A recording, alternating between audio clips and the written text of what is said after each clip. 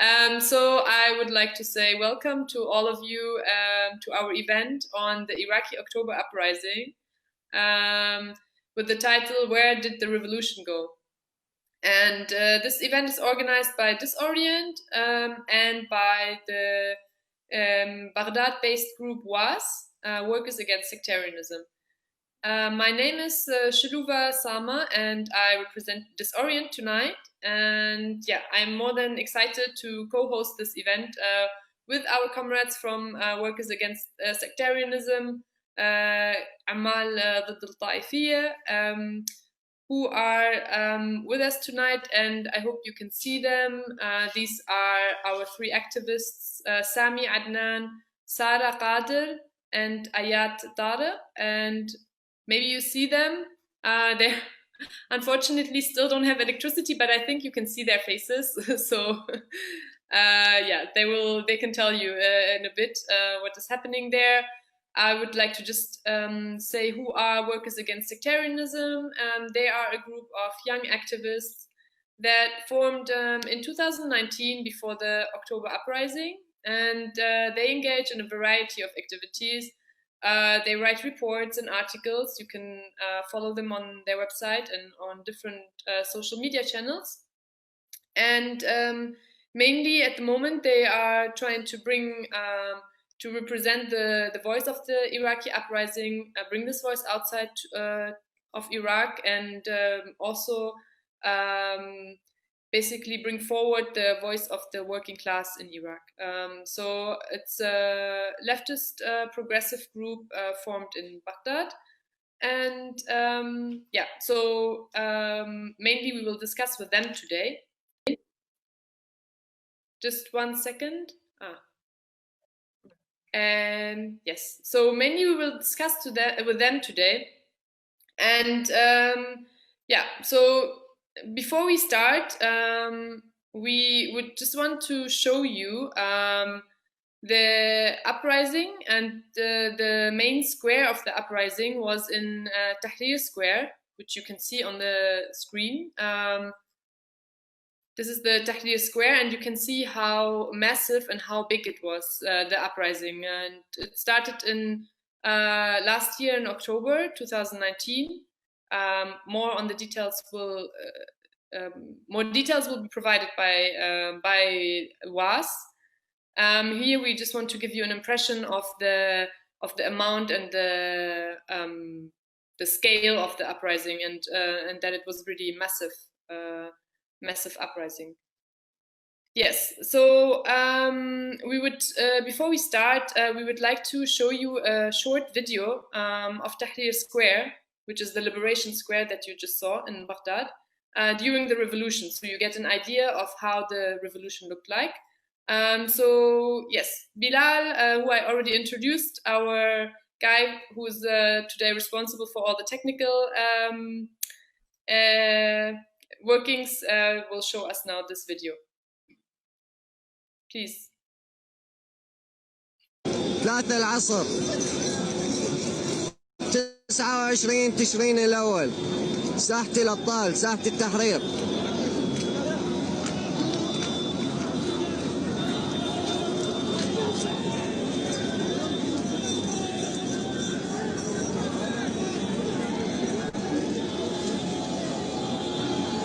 شباب شباب شباب الأبطال الأبطال.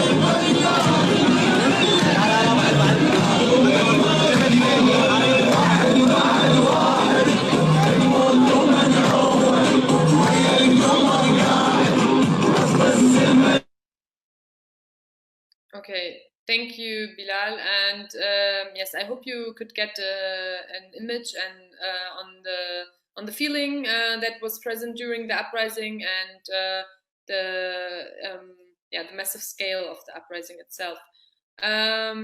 Let us now get into the uprising itself and try to understand when it started.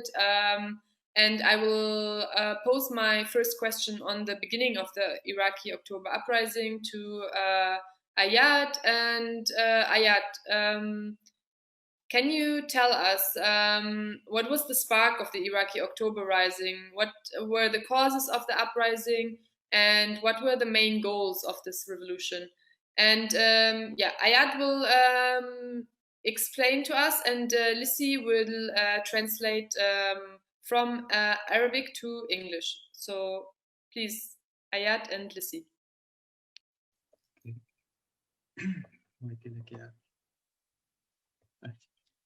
أهلا وسهلا. أنا جدا سعيد اليوم وياكم وبهذا الحضور. أياد أحد مؤسسين الفريق. أهم الأسباب أسباب الانتفاضة. أول كنقطة كبداية أسباب الانتفاضة انعدام الأمن وانتشار السلاح وممارسات السلطة بين الطوائف العراق بشكل عام. نعم ممكن نطول أكتر شوي من هيك بس أوكي. So first, this was Ayat speaking. He's saying hi to everyone. He's one of the founders of Workers Against Sectarianism and started to talk about the causes. So one of the causes is just the general spread of weapons and violence, and also the regime and its power and the different the sectarianism in the political system in Iraq. الأسباب عندهم، ومن أهم السبب الآخر كثرة البطالة وانعدام فرص العمل وكثرة الخريجين بدون أي تخطيط حكومي للكم الهائل من الخريجين، إضافة إلى كثرة البطالة بشكل كامل. يعني على مستوى العراق هناك يعني أكو محافظات نسبة البطالة صعدت أكثر من 40% بها، محافظات الجنوبية والوسط وحتى الشمال يعني بصورة عامة. هاي من الأسباب. وانعدام الخدمات بشكل كامل بالعراق، انعدام الخدمات بشكل كامل بالعراق. زين. إضافة إلى سياسات والمحاصصة الطائفية التي تمارسها السلطة في العراق، ما بين الطوائف. يعني المعروف عندنا أنه مقسمة ومحاصصة الحكومة بشكل كامل، الدولة محاصصة، وهذا الشيء يعني كان يأثر على المجتمع العراقي. ويعني إذا ممكن تقرب شوي أكتر من الميكروفون لأنه صوتك يعني كتير مش واضح، بس بحاول. So one of the other main reasons is that there's very large unemployment. In some districts in Iraq, it's up to 40% unemployment. One other reason is that there's a lack of basic services provided by the government, and the government in general, and the way that Iraq is governed by a political system of sectarianism was a huge problem, and also how this affected society in a negative way. تمام. تدني مستوى التعليم بالعراق، لذلك هم خلق هذا سبب رئيسي لكثرة المدارس الطينية والمدارس الكرفانية بالقرى والأرياف بشكل فظيع. هنا تدني مستوى التعليم، تدني مستوى الصحي بالعراق وكثرة، يعني بصراحة احنا متابعين الأوضاع الصحية بالعراق، سببها الحروب، داعش ما داعش، وسببها الآخر الحروب القديمة اللي كان يمر بها العراق بالزمن الطائفية أيضا اليوم جاء تبطي نتائج السلبية للأسباب الصحية بالعراق. تدني مستوى الخدمات والبنى التحتية بشكل كامل بالعراق، هاي أسباب الانتفاضة، ناهيك عن تدخل الإقليمي والدولي بالعراق الذي يلعب دور في تشكيل الحكومة العراقية ومحاصصة والتبعية للأحزاب. أبدأ؟ تمام. تمام، هاي كل هاي الأسباب الانتفاضة. Okay. Among the other reasons were the problem with the school system and huge influence by religious schools, and also, of course, the conflicts in the region. One of them being Daesh or ISIS, so-called ISIS, and the expansion of its power, and other conflicts, among them the conflicts between different so-called Islamic sects. And all of these conflicts led to a lack of being able to provide for basic needs, also regarding to health.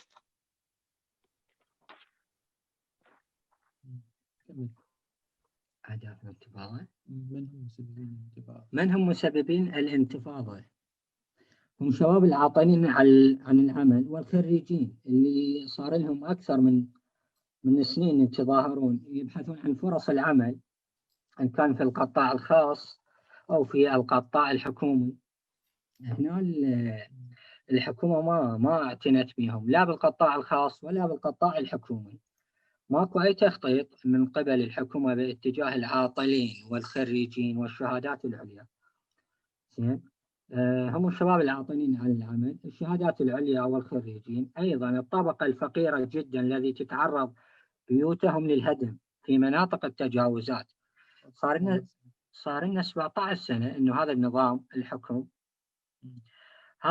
الحكم ما عنده خطة بناء أو تطويرية، فلذلك اكو كثافة سكانية بأطراف بغداد وأطراف المحافظات. هاي الكثافة السكانية صارت المناطق العشوائية.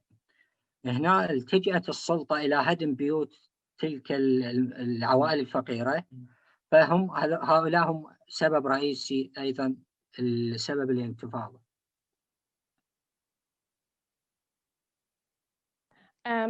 So now we're talking about who caused this uprising or who was involved in the uprising. It was mainly the lower class or people who were out of work, because the problem is that the government cannot provide enough employment, even for people with high education and good qualifications. For 17 years, the same regime has been in power in Iraq, and they cannot tackle this issue. Also, with regards to the planning of housing, and there's a high rise in people living in Iraq, and they form neighborhoods that are not planned, and the government also started to destroy parts of the houses in these neighborhoods.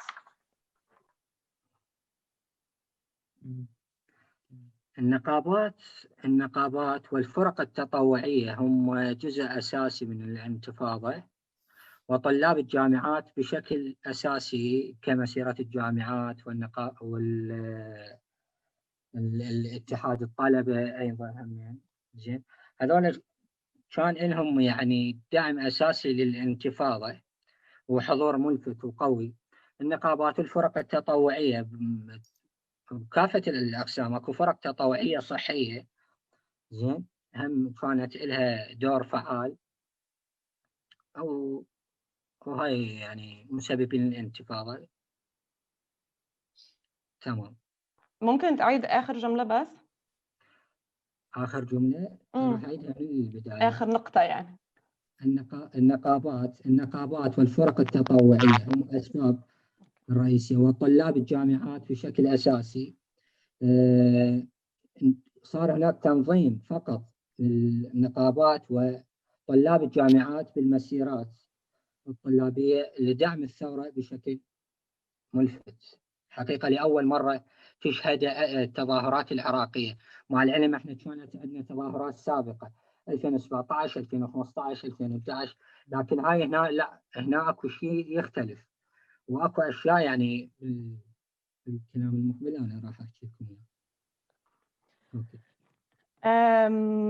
Among the people who organized the uprising were especially worker unions and students and also volunteer workers. And this was what was also new about this uprising in particular, the people that participated.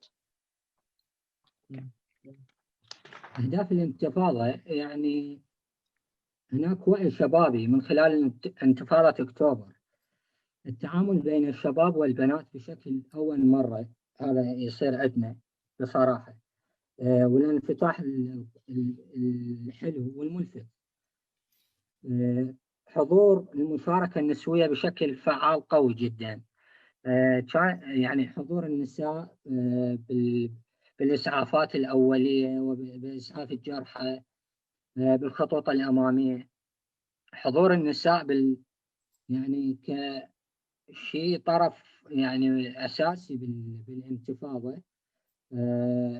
لحد الآن أنا أتذكر موقف شخصي صار بي، لحد الآن أنا أتذكر موقف شخصي صار بي بداية الانتفاضة يوم 27/10 بالمطعم التركي. زين، كان هناك علينا قمع وحشي جدا قوي.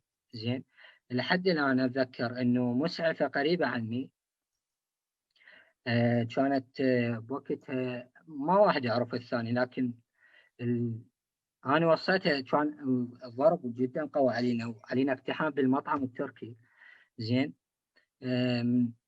حقيقة انطيتها رقمي مال الموبايل، قلت لها خاف أموت، أوكي انطي خبر لأهلي إنه أنا راح أموت.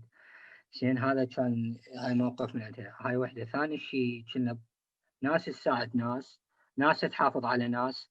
هذا يعني أول مرة هيك عندنا يصير عندنا يعني بالعراق بشكل ملفت. Okay, so what else was new about these uprisings was that women were in the front rows and participated at a large scale, and they were a very important part of the revolution and the uprisings. And people were being very careful with each other and taking care of each other, and there was great solidarity. And then I had recalled a personal incident where he was at the Turkish restaurant, which, as I recall, is an important spot close to Tahrir, where a lot of organizing happened, where he saw a girl that cried and was on the phone and talking to someone and saying, I'm afraid that I will die. And then people helped her. And this is an example of how close this revolution brought people together.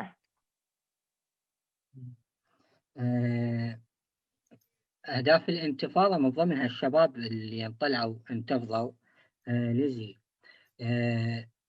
يبحثون عن أمن.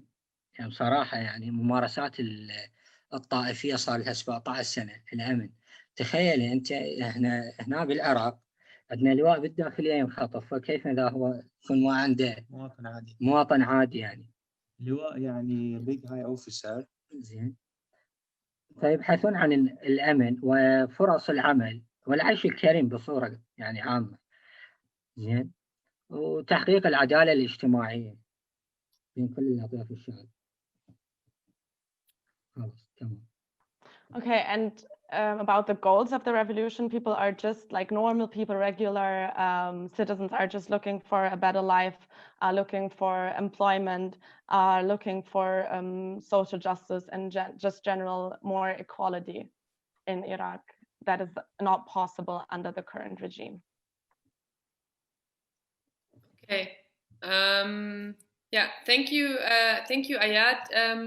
To give you a bit of an insight of the kind of also cultural production during the revolution, we want to show you a song. I mean, there were many songs during the revolution, but we would like to show you one of the songs that that were produced during this revolution, a revolutionary song.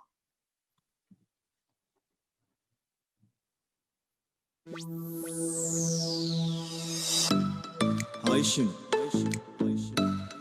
هاي شنو هاي شنو هاي شنو صاير زي المأب والسناب. هاي شنو عايف الببجي ولم الشباب. هاي شنو اخاف بتهي الخماسي بشعرك هذا بالواعي السياسي. هاي شنو اني ساعة السوداء انت منو هاي شنو شوية من رخصتك يا حلو مالك شغلة انت اني بقاعد اتمشى هنا انام هنا اتريق هنا اتغدى هنا اتعشى. اني منو؟ اني مرض معدي وانت طفل. اني غاز من تنزع الكمامة المطل. اني منو؟ اني شنو حجي ثقب اني ساحر ساختك تدخلي سمت بجمها طير. هاي شنو لا حمودي لا علاوي لا جبار. هاي شنو لا زيوني لا كمولي لا بشار. هاي شنو هو مهجع ولا هجار نسأل عنه وعن تاريخه وعن ثوراتي يا ابو خار.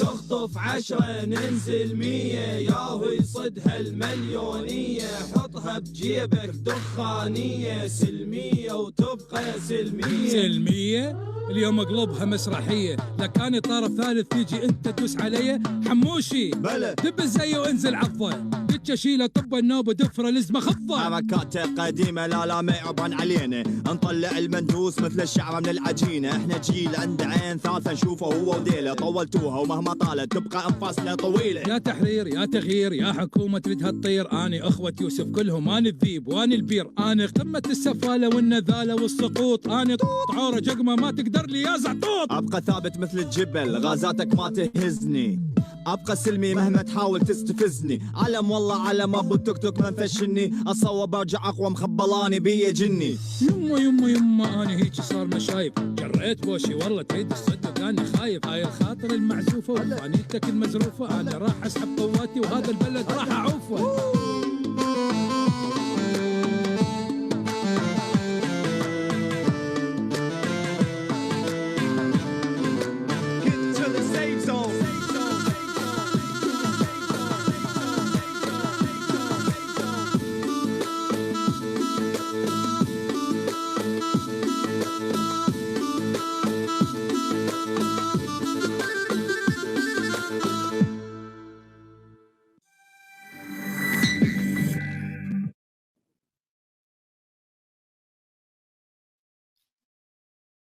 Okay, thank you.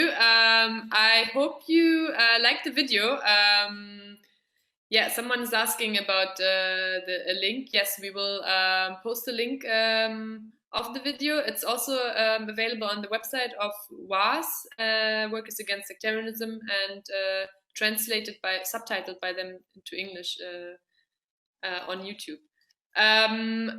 One thing, I see that you are already posing really great questions. Thank you for that. Please keep asking. We have a question and answer session. At the end, we want to provide you with some more basic information about what is happening now. And yeah, so please ask your questions, and we are very happy to have you discuss them with our activists from Baghdad. Now we come to our second question, which I will ask Sami, and the question is more on the situation now. So we heard the goals of the revolution was to topple this regime that has been very violent towards the protesters, a regime that did not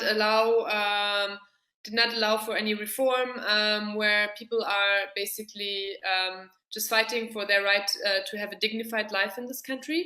And now we want to see what has happened now, because there have been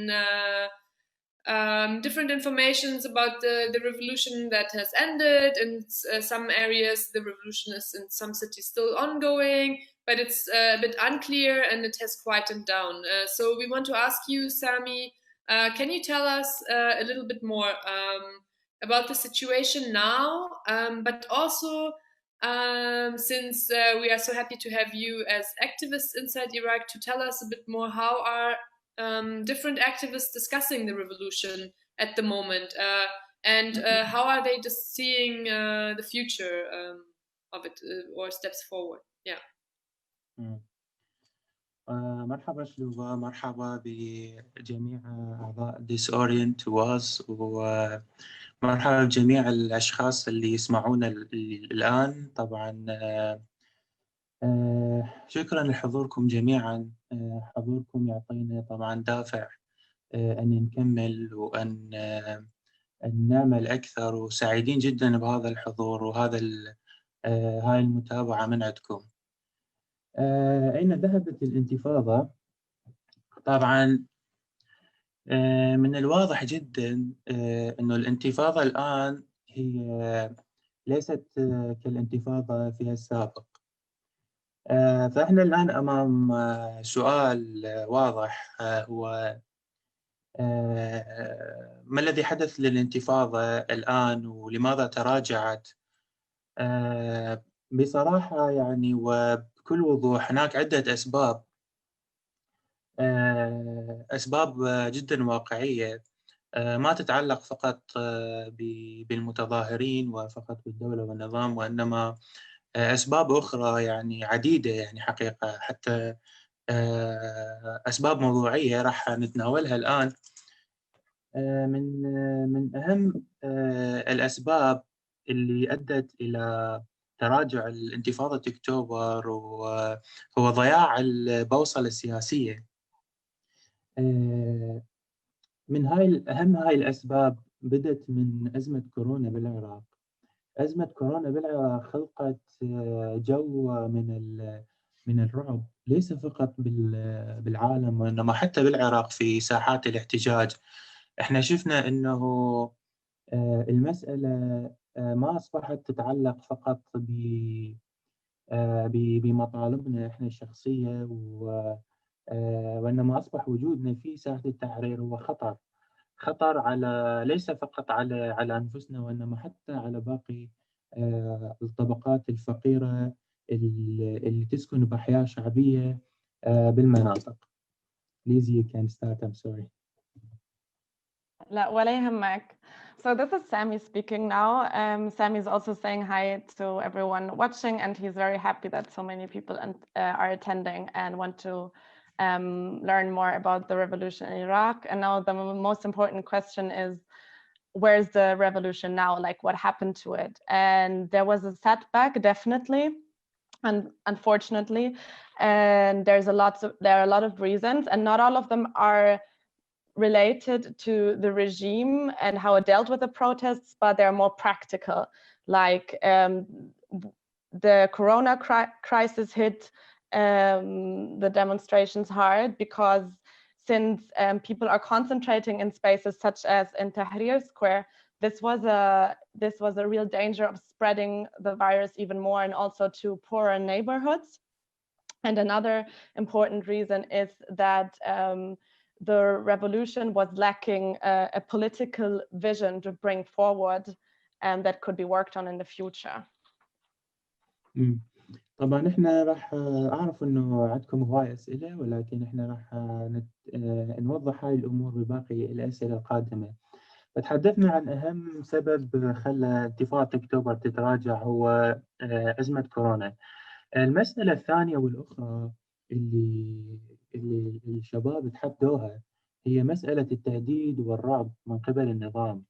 هذا النظام اللي بالعراق هو نظام اجرامي، يعني هاي حقيقه لازم الجميع يقف عندها، جميع اللي بالعالم يقفون عند هاي الحقيقة، إنه هذا النظام هو ليس نظام إداري أو نظام دولة، هؤلاء مجرمين.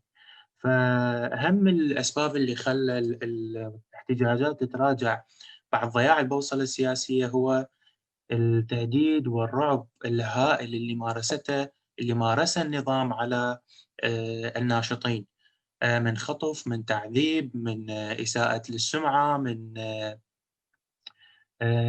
نشر دعايات الخوف، من تصوير الناشطين وهم عراة من دون ملابس، وفضحهم وفضح عوائلهم. يعني الكثير من الأمور اللي بالحقيقة هي أمور يعني مخجلة جدا هذا النظام مارسها على المتظاهرين، وبالتالي المتظاهرين هم مجرد بشر اعتياديين، يعني أكيد راح يتأثرون بهاي الأسباب.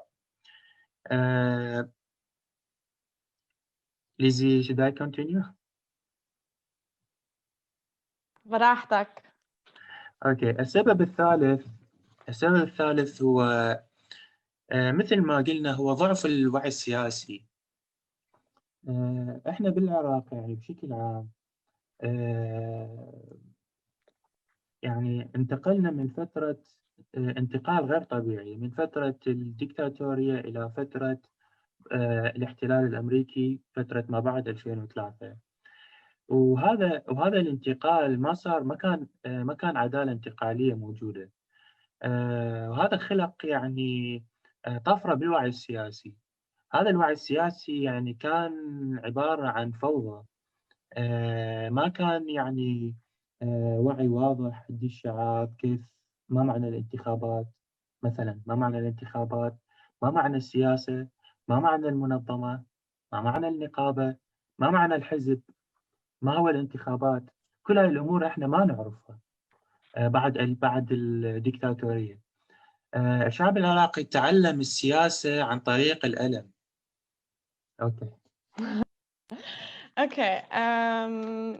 So first, besides Corona, the second big reason was this oppression from the Iraqi regime, which he calls an unjust and a criminal regime. They were threatening protesters. They were kidnapping protesters. They tried to cause personal, like they blackmailed them using personal pictures of them. And this, of course, affected the very regular people who held no power and were part of the protests. And the third aspect that I already mentioned is the lack of the political vision. And because since after 2003, there was no, after the Iraq War and after the American presence in Iraq, there was no transition into the democracy, like to give people a political knowledge about how is democracy supposed to work, and how can I participate in democracy through elections, through forming unions, and so on and so forth. نعم. فالشعب العراقي ما كان يعرف معنى هاي الأمور، ما كان يعرف معنى الحزب، معنى المنظمة، معنى الانتخابات أصلاً أو كيفية الانتخابات. فضعف الوعي السياسي يعني ما زال موجود، ما زال ضعيف. ولكن الشعب العراقي تحدى، خصوصاً الشباب تحدوا هاي المشكلة وتخطوها، ولكن بثمن غالي. استطعنا أن نتعلم كل هاي الأمور عن طريق الألم، عن طريق المعاناة، عن طريق التجارب الخاطئة. ولكن ما زال هذا ضعف الوعي السياسي وضعف الأفق السياسي كان هو أيضا أحد أسباب تراجع الانتفاضة.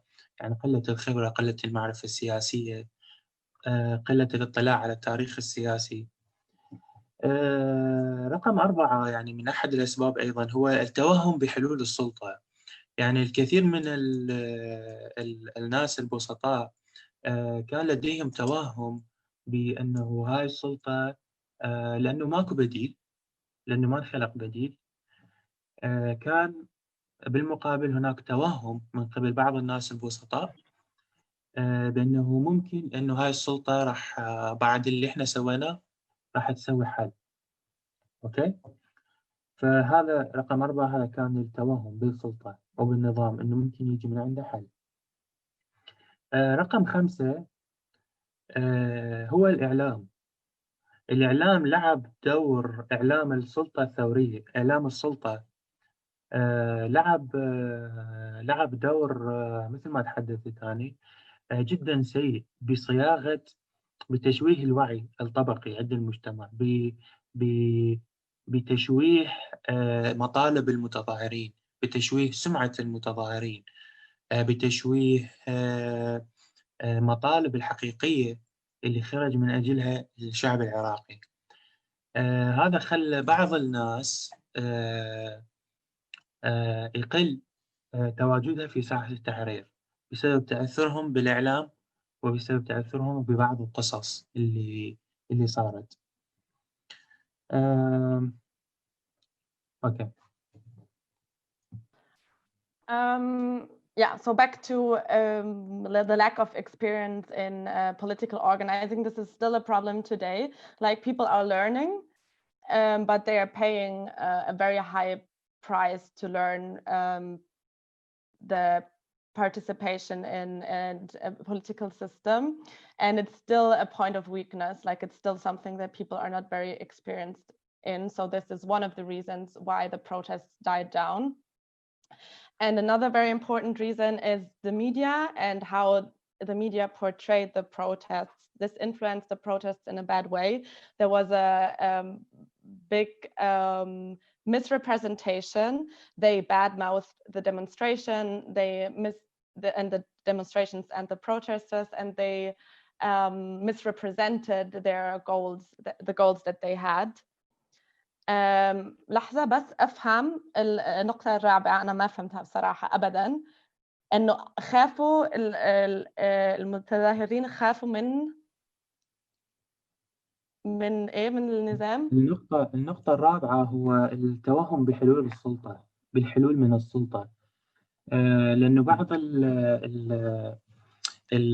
لأنه ماكو بديل سياسي المتظاهرين يلتجئون إليه، فالناس يعني تلقائيا أصبحت تقول أوكي ممكن إنه راح يسوون حل، إنه هاي الحكومة راح تسوي حل. أنا آسفة، أنا بعدني ما فهمت. Like the illusion in authority. That an illusion. Sorry, it's that the solution will come from the government. The illusion that the government would offer a solution. Yes. Okay. Thanks. Very simple. I mean, I'm sorry. Okay. Malik, nice to meet you. Yes. Okay. رقم 6 يعني أيضا من أحد هاي الأسباب أنه الزرع السلطة قامت بزرع الكثير من الناشطين بداخل بين المتظاهرين، وبالتالي هؤلاء الناشطين هم تم شرائهم بالحقيقة يعني للأسف، وأصبحوا يمارسون دور يعني جدا سلبي داخل الاحتجاجات، مما أدى إلى خلق شرخ which is mean a crack between the protesters.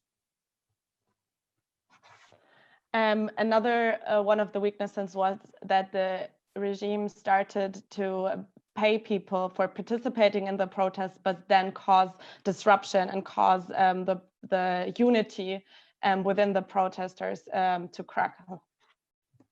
أي فيعني الأسباب حقيقة كثيرة اللي أدت إلى تراجع الانتفاضة، وأيضا ممكن أن نذكر أنه سيطرت هاي الآفاق السياسية الأخرى لباقي التيارات السياسية الموجودة بالمجتمع على الجو العام للانتفاضة،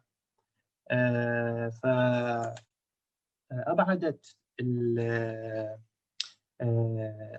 يعني سياسيا مارسوا دور سياسي مهم، خلوا جعلوا أنه مطالب المتظاهرين تسير باتجاه آخر نحو مطالب أخرى.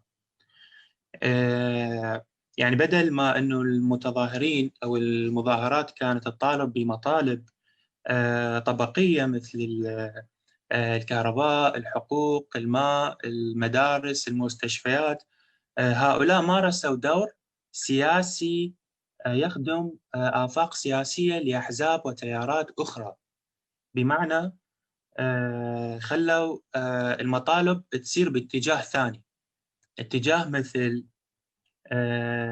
تعديل الدستور، قانون الانتخابات، موضوع الصراع الإقليمي بين الصين وأمريكا، موضوع قانون الأحزاب. وتم يعني للأسف تم إقناع الناس بأنه لا يمكن تحقيق مطالبهم اللي هي مطالب الطبقية، اللي هي الكهرباء، التعليم، فرص العمل، المدارس، المستشفيات، إلا عن طريق هاي المسائل اللي هي قانون الانتخابات والدستور وإلى آخره وإلى آخره.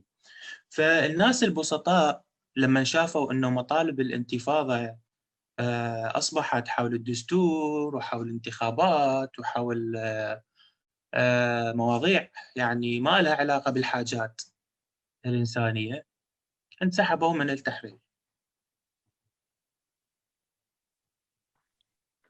Okay. Among the other problems was that the already existing political parties or political organizations tried to divert the original things that people ask for, like their asks was to they asked for very basic needs to be covered, like education, basic human rights, electricity at all times, but the political influence of other parties diverted what they asked for, and they were convinced that other things were needed as well, such as elections, reforms of the political system, reforms of the constitution. And the people who were from a lower class felt like their needs wouldn't be met, and they withdrew themselves from Tahrir Square and from the demonstrations. فهاي بشكل عام يعني، والأسباب كثيرة، ومثل ما قلنا أنه هي ما تتعلق فقط بالمتظاهرين ولا تتعلق فقط بالنظام، يعني أسباب هواية كثيرة يعني. أما بالنسبة الآن للنقاشات اللي تدور الآن، قبل أنه نتحدث بالنقاشات اللي تدور حول الانتفاضة وأين هي الآن، أنا أتمنى أنه ناخذ بالحسبان مسألة أنه نفهم شعور هؤلاء الناشطين ونفهم مشاعر المتظاهرين، حتى ما نكون إحنا مجرد ناقدين ومجرد ناقدين سلبيين أو مطلقين أحكام يعني just to judge them. أي.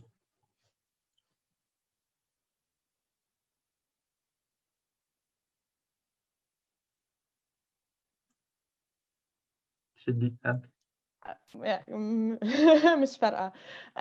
So now we're going to talk about the current situation and what activists are thinking today. And before we do, we need to understand how the activists and the protesters that participate in the demonstration were feeling, and we don't just criticize or judge them for failing the revolution. فيعني بالبداية علينا أن نفهم مسألة أنه الظروف بالعراق الأمنية صعبة جدا، خصوصا أن تكون في مكان واحد مثل ساحة التحرير، اللي كانت كل يوم ساحة التحرير تتعرض إلى هجوم مسلح ويقتل المئات من الناس. لحد البارحة تم محاولة اغتيال فاشلة لأحد أصدقائنا الأعزاء أكرم عذاب، وما زال هذا كل يوم إحنا نواجه الرعب ونواجه الخوف، فالظروف الأمنية بالعراق جدا صعبة. And one of the things that needed to be taken into consideration is the very hard conditions in Iraq, but also on places where the revolution was concentrated, like in Tahrir Square, hundreds of people were killed. They are always subjected to a lot of violence. And just yesterday, someone tried to assassinate, but failed, assassinated one of their friends. أكرم. أوكي. بالإضافة إلى هذا يعني هو الصمت الدولي حول الجرائم اللي تحدث بالعراق، خصوصا يعني هاي أتمنى كل شخص يتابعنا الآن أن يستمع إلى هاي المعاناة. يعني بشكل عام الصمت الدولي يعني كان مفاجئ للعراقيين، كان جدا مفاجئ للعراقيين.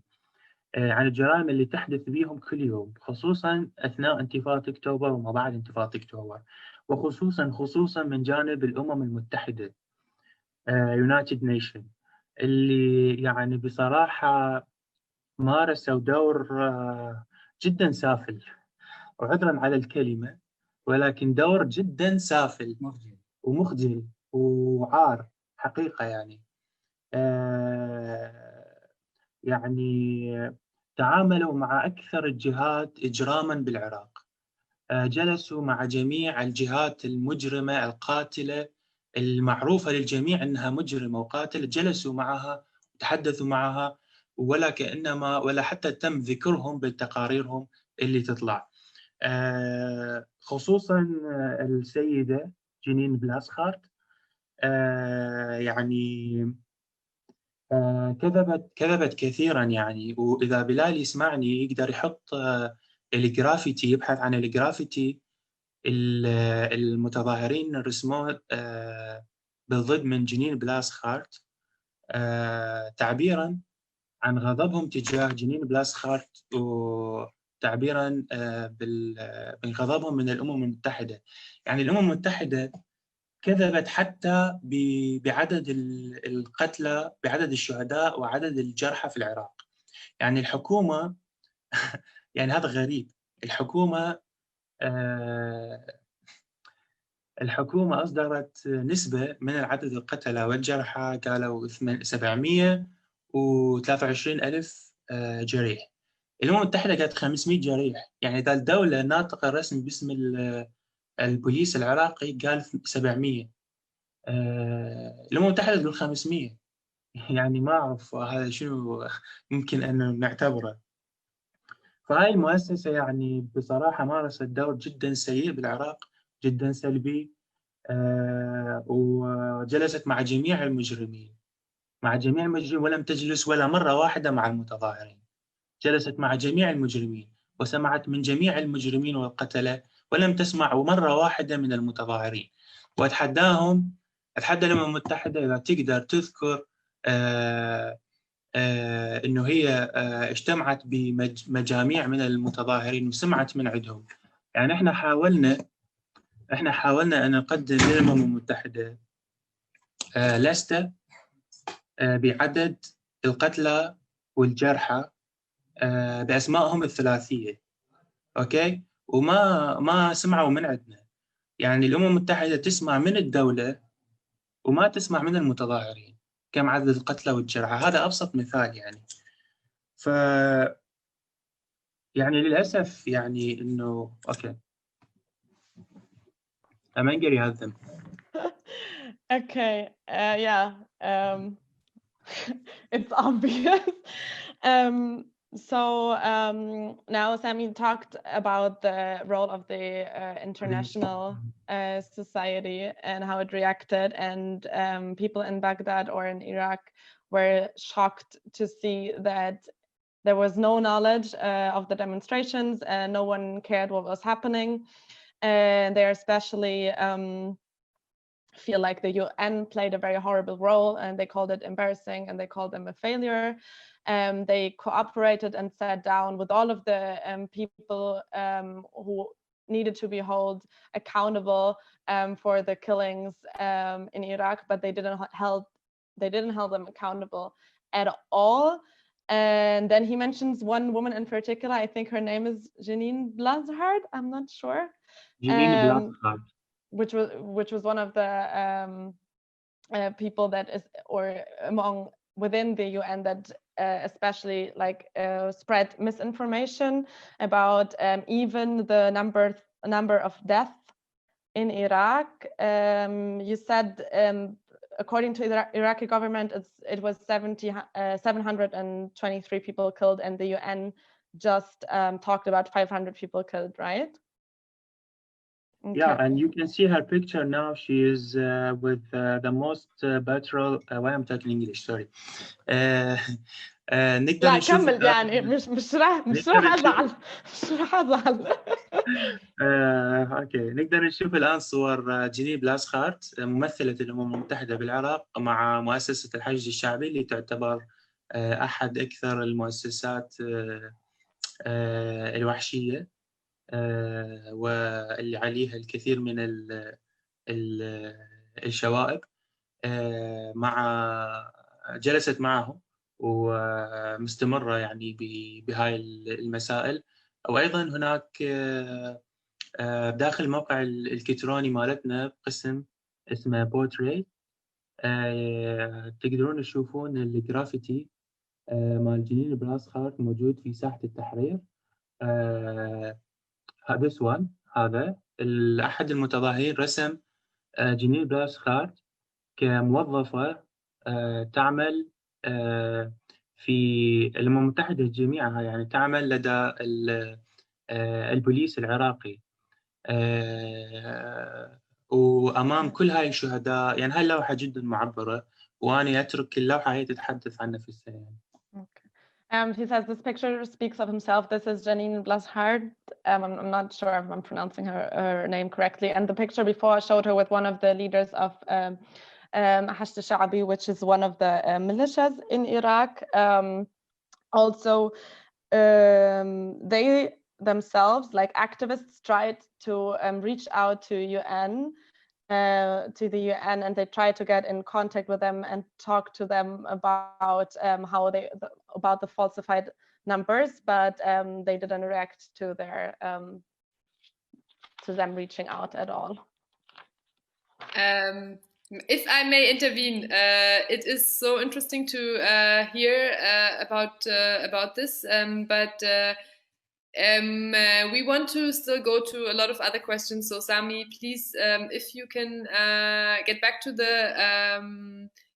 some of the main narratives of among the activists, and please make it short so that we have time for all the other very interesting questions. Thank you. Yes. طبعا آسف على الإطالة. أخيرا أيضا دول كثيرة مثل ألمانيا وفرنسا وأمريكا ما زالت تدعم الحكومة العراقية، وهذا أيضا ويقدمون لهم الدعم المالي رغم أن الحكومة العراقية الآن تمر في عجز مالي. ما زالت هاي الدول مثل ألمانيا وفرنسا وأمريكا تقدم الدعم للحكومة العراقية المجرمة. فنعود للسؤال الأساسي اللي سألته شلوفا.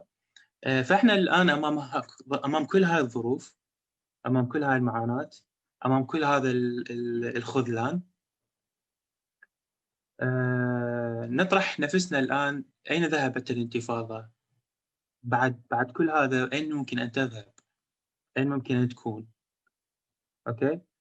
أكيد يعني إحنا كنا نقتل كل يوم أمام أنظار العالم الصامت في ظل وضع كورونا، وفي ظل وضع كل هذا الخذلان وكل هاي الجرائم، كل هاي المشاكل.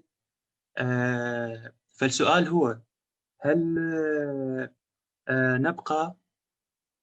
نبقى في ساحة التحرير ونقتل كل يوم أمام العالم الصامت وأمام ضعف مسألة التنظيم، أم ننسحب وننظم نفسنا من جديد؟ فكان الجواب يعني أكيد هو الانسحاب. فكان هذا هو يعني الحديث حول أين هي التظاهرات. التظاهرات في ساحة التحرير تحديداً انسحبوا المتظاهرين نتيجة هاي المقدمات اللي أنا تحدثت بها. هذا على مستوى ساحة التحرير. على مستوى مثلا البصرة والناصرية ما زالت مظاهرات هناك موجودة بشكل صغير، ولكن ما زالت موجودة في ساحة الحبوبي وفي ساحات البصرة. ولكن بشكل عام كان هذا هو الحوار بين الناشطين: هل نبقى ونقتل أم ننسحب وننظم أنفسنا للمرحلة الجديدة؟ فكان الخيار يعني بالتأكيد هو الخيار الأفضل هو الانسحاب. الانسحاب والتهيئ من جديد إلى التنظيم. وشكرا. Okay. He apologized for the quick detour and just wanted to also say that other states such as Germany and France are still supporting the Iraqi government until today. But if you go back to the main question, which is what is the situation now, is that the protesters or the activists ask themselves, where can we go within like all of these difficult circumstances with Corona, the UN not listening, or the international community not doing anything, and the oppression of the regime.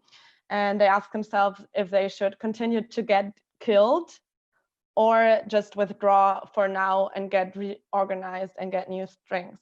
So the situation at the moment is that there's no demonstrations in Tahrir Square, but there's smaller protests still going on in two other cities in Basra and Nassiriya in Baghdad.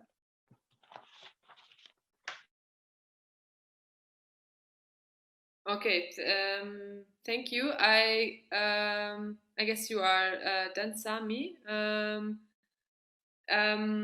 Thank you for explaining the situation today. We would have loved to hear also what activists are discussing more, but let us try to understand how analyze the situation a little bit. So we there's no protest at the moment in Baghdad's Tahrir Square. So so something. I mean, the Iraqi uprising has obviously been suppressed, and I would like to ask Ayad what we can learn from this. How did we get so far? Let us get into the analysis. What is the role of the regime and the political parties in suppressing the revolution, and also what maybe are weaknesses of the revolution? But what can we learn from these weaknesses? So let's stay positive and try to understand. What can we learn also from the weaknesses and the situation that we are in now?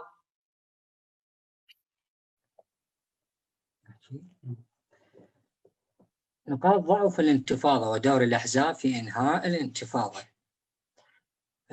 غياب التنظيم في صفوف الانتفاضة.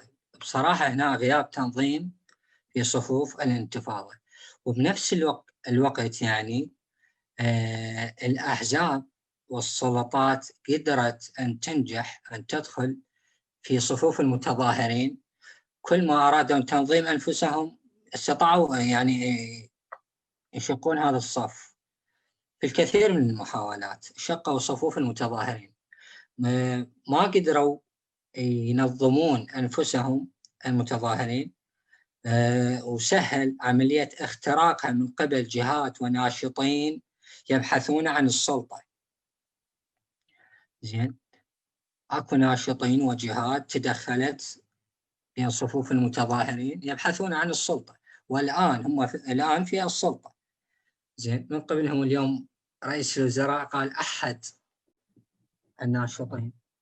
زين، تدخل جهات دينية في صفوف المتظاهرين، ومن الأحزاب الأخرى تدخلت جهات دينية متى ما تشاء. هذه الجهات الدينية تدخل في صفوف المتظاهرين وتفعل ما تشاء، لأن عندها السلاح وعندها القوة وعندها السلطة، وتقدر تتدخل وترعب المتظاهرين. نقاط ضعف الانتفاضة: القتل الممنهج من قبل القناصة واستهداف القمع الوحشي للانتفاضة. حسب إحصائية عدد الشهداء لحد الآن، إحصائية يعني تقول 800 شهيد و25,000 مصاب ومعاق. زين، تفضل. We're talking now about the weaknesses that led to the downfall of the revolution, and we've mentioned already that there was no political organizing within the demonstrations and within the protests, so there was no leadership to the protests, and this made it easy for political parties and for the regime, and also for religious groups and parties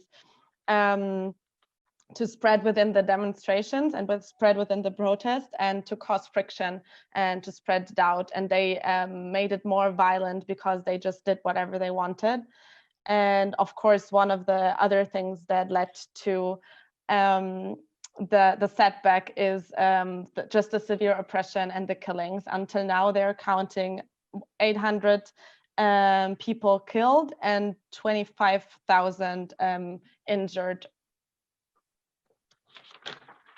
الخطف وقتل المتظاهرين بشكل فظيع زين من 1 أكتوبر ولحد الآن في جميع محافظات العراق تعرضوا القتل الناشطين والمتظاهرين من مجازر اللي يرتكبوها السلطة وبعض الأحزاب الدينية اللي ارتكبت مجازر مثل مجزرة السنك زين مثل حادثة الوثبة اللي افتعلتها أحد الأحزاب في السلطة ويحاولون تشويه صورة المتظاهرين والمتظاهرين تبرؤوا من هذه الأفعال الإجرامية حادثة الوثبة ومجزرة السنك اللي أحد المسؤولين في الجهات المسلحة اللي التقت بأمينة الأمم المتحدة تنسب إلى هذه الحادثة. مجزرة النجف أيضا راح عددهم أكثر من 60 قتيل 60 شهيد. مجزرة الناصرية مجازر البصرة هاي كلها أسباب زين جعلت يعني ضعف الانتفاضة. اعتقالات عدد المتظاهرين أكثر من ما يقارب أكثر من 30,000 معتقل من بداية الانتفاضة إلى الآن. أكثر من 30,000 معتقل بس بيوم واحد يوم 25/10/2019 بهذا اليوم 2001 اعتقلوا فقط من ساحة التحرير، وهاي موجودة بإحصائيات رسمية مركز شرطة السعدون ومركز شرطة العلوية قريبة من ساحة التحرير فقط بيوم واحد. هذا كان يعني سبب جدا يعني رادع لإنهاء الانتفاضة. شكرا.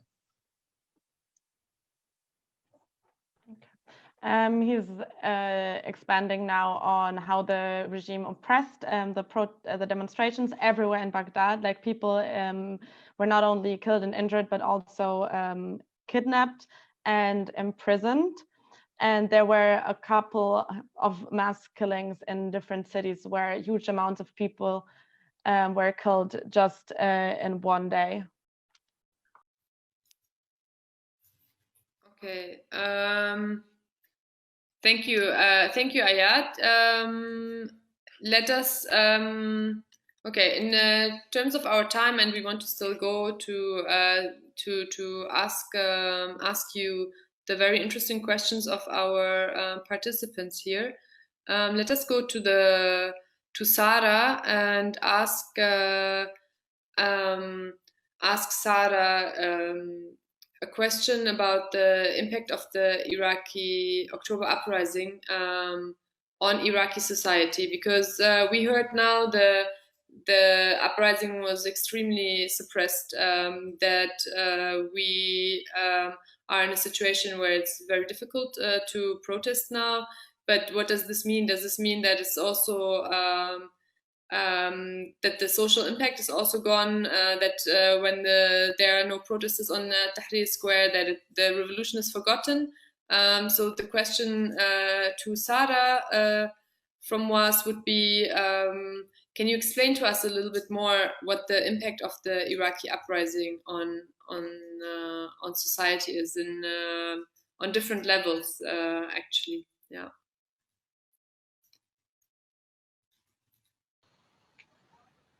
Sarah. مرحبا. Sarah. تسمعيني شلوبة؟ Yes. Can we see your pictures? مرحبا. اوكي راح افتح لكم كاميرا. مرحبا. هلا. حاليا أنا بالشارع. اوكي. لأن الإنترنت بالبيت عندي ضعيف، كنكت بالتليفون وكنت دا أطلع. Okay, مرحبا. Maybe just to explain quickly, because Sarah's on the street and the internet is not very good at home, so we are sorry. We made this event possible so you can listen to Iraqi activists inside Iraq, but then there are also these sites that you have to bear in mind. So I hope it's okay for all of you to focus on the ears and listen to Sarah.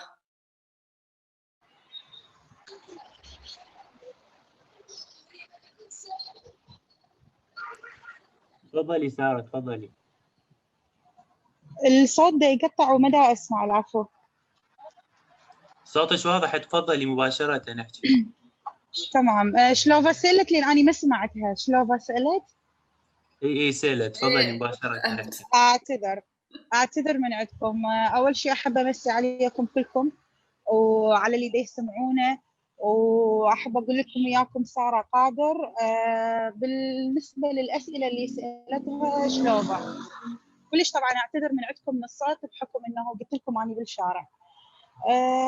شنو الثورة اللي قدمتها بالنسبة للمجتمع وخصوصا للمرأة وبشكل عام كحرية وبشكل عام للأبوية؟ أنا بالنسبة لي راح أشرحها كنقاط من وجهة نظري. طبعا الثورة قدمت الكثير من الشرائح المجتمع من كلا الجنسين. طبعا أنا أتكلم عن إيجابيات الثورة كامرأة. أوكي، الثورة قدمت لمس الثقة بالذات المغيرة لوضع البلد بأكمله. يعني المرأة كانت تتحمل هواية ضغوطات وهواية ظروف عليها، طبعا أكيد بحكم وضع البلد وبحكم أساسا كمجتمعنا إحنا كعراق. فمن اجتي الثورة تحتمت عليها أنه تغير هواي أمور من مفهوم الحرية هي كمرأة، أيضا من مفهوم الإدلاء برأيها. طبعا أكيد الإدلاء برأيها بثقة تامة وبحرية تامة بدون ما أحد أنه ممكن يتوقف عندها الموضوع هذا ويقول لها لا أنت ما لك حق، أنت ما لك قرار.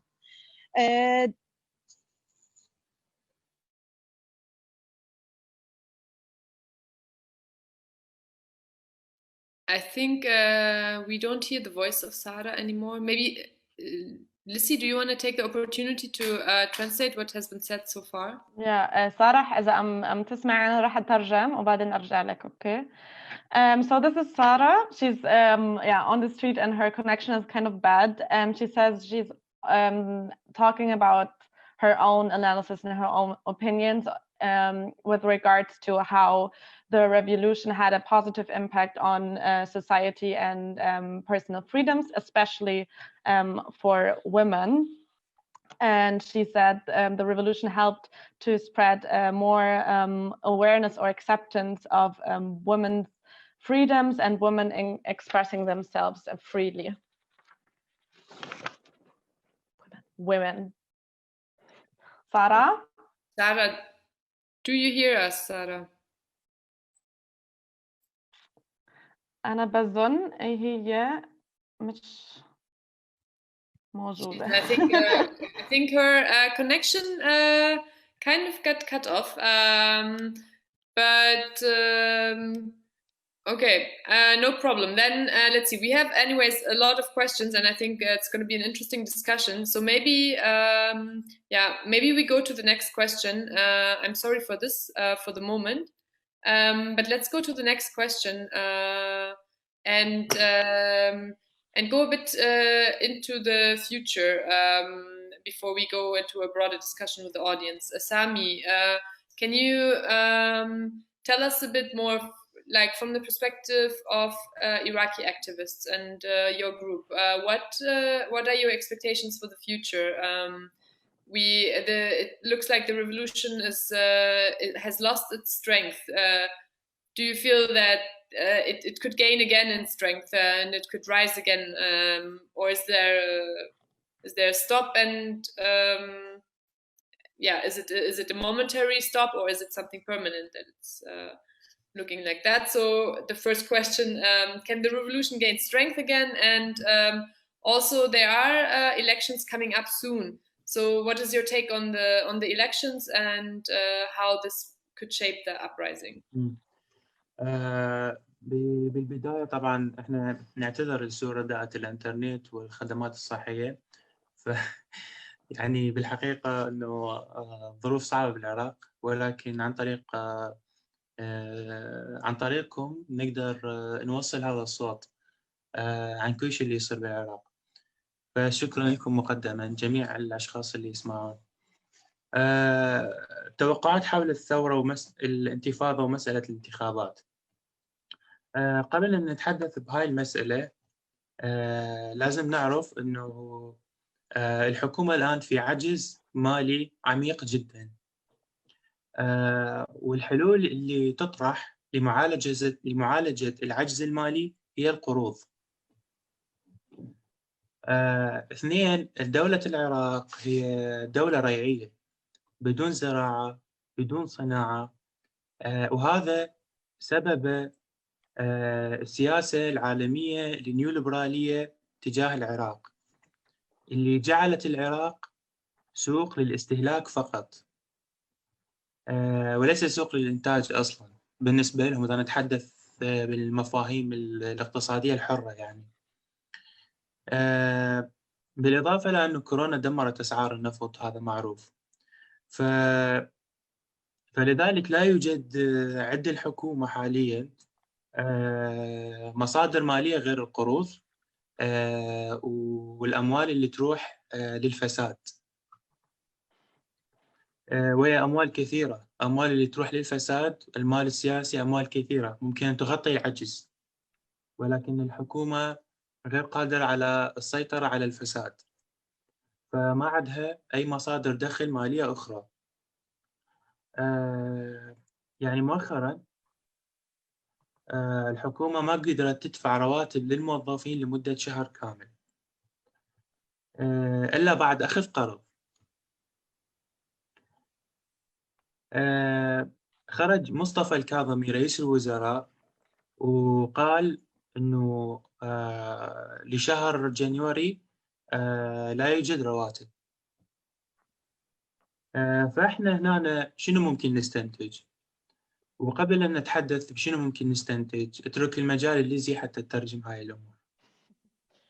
Okay, first let me apologize for Sarah being cut off, but this obviously is symbolic for what the situation is like in Iraq, and he also thanks everyone again for being here.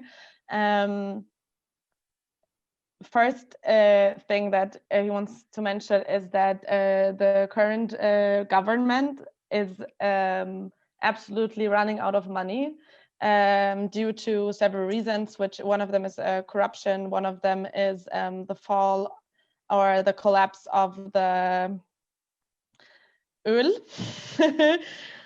oil prices internationally, and also the system of neoliberalism that made Iraq in a country to a country that's only a consumer society and has no like industrial or agricultural production.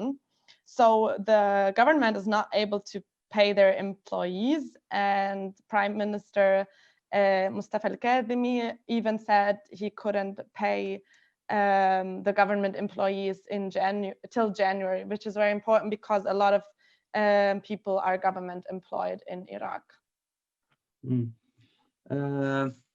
فمنها احنا شنو نقدر نستنتج؟ الاحتجاجات خرجت بسبب حاجة اجتماعية. هل هاي الحاجة تمت معالجتها؟ الجواب هو لا، بل زادت أكثر، وزادت أكثر ليس فقط على العاطلين عن العمل، وليس فقط على الطلبة، وليس فقط على الفقراء بشكل عام، وإنما حتى على موظفين الدولة اللي هم ينحسبون على الطبقة الوسطى. فإحنا شنو ممكن نتوقع؟ اللي نتوقعه هو الانتفاضة القادمة راح تكون انتفاضة كبيرة جدا، وهاي المرة الانتفاضة الجاية ما راح يشارك فيها فقط العاطلين أو الطلاب أو العمالة الهشة اللي هم البريكيريوس workers، وإنما حتى الطبقة الوسطى والموظفين في الدولة راح يشاركون أيضا، لأنهم شعروا أنه هذا النظام ما قادر حتى أن يدفع رواتبهم. So the expectation is since the basic needs even, of lower class people haven't been met, of course, these people will engage in uprising again. But just as well, if the government is not able to pay their employees, the hope is that government employees and the middle class will join into the revolution once the uprising starts again. So they expect that the next uprising will be much bigger because it will include both the middle classes and the working class. فالأزمة حاليا في المجتمع يعني أزمة عميقة،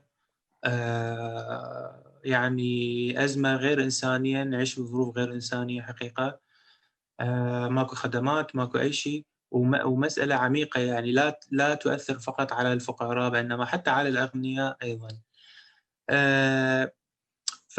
فهذا هي توقعاتنا يعني بشكل شخصي بشكل عام حول الانتفاضة، حول القادم. القادم هو ليس يأس أو إحباط، القادم هو ثورة جديدة عارمة، راح تشمل شرائح أكبر من المجتمع العراقي، يكون لهم رأي. فأنا برأيي الآن الحكومة العراقية تريد أن تلعب لعبة الانتخابات كحكومة. طبعا بعض الناشطين يريدون أنه يشاركون في هذه الانتخابات، وبعض من الناشطين يرفضوا المشاركة في الانتخابات. يعني the first argument، الحجة الأولى للمشاركين للناس اللي بدهم يشاركون، نحكي على ناس الشرفاء اللي بدهم يشاركون مش الأحزاب،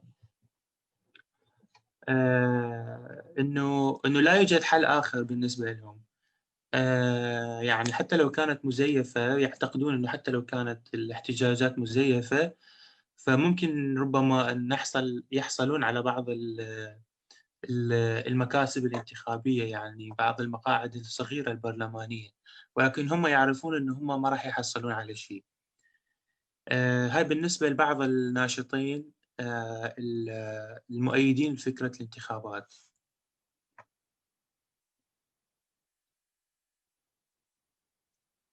Okay.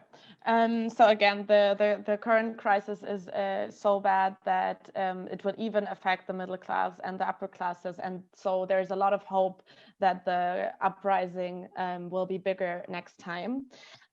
With regards to the elections, the government is holding elections, but it is expected that these won't be fair elections, or they will be manipulated. But despite that, some activists have formed coalitions to participate in the elections. Some are opposed to it and some are participating. And their argument or their excuse, as Sami calls it, is that there's no other solution but to participate in the elections. And even if the elections will be manipulated, and they hope to gain some seats or some type of political power and influence. بالنسبة لنا احنا ك Workers Against Sectarianism، احنا نعتقد انه الانتخابات هي مجرد يعني لعبة من اجل الهاء المجتمع عن الانتفاضة القادمة.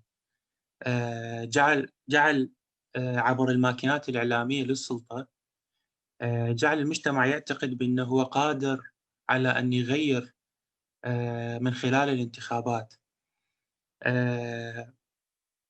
وهنا طبعا راح تحدث الكثير من الأحداث، أنا متأكد وأنتم راح تسمعون عليها، كثير من الأحداث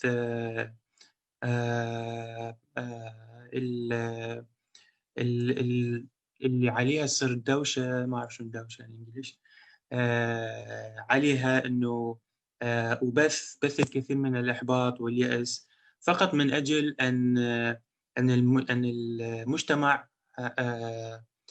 يعتقد ويصدق أنه بإمكانه أن يغير هاي السلطة ويغير هاي الوجوه السياسية من خلال الانتخابات.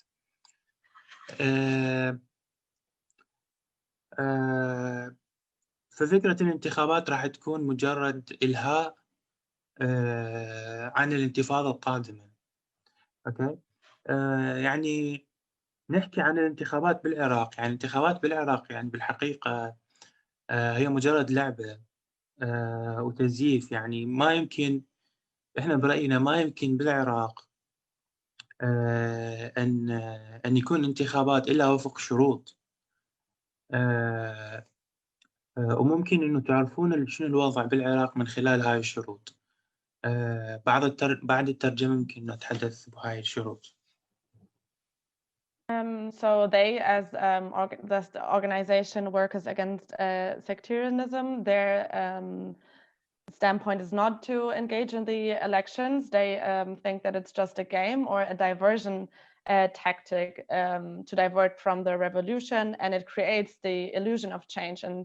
And some people still buy into this and still think that the regime will change, which W.A.S doesn't think it's the case, and they think it will create a lot of chaos.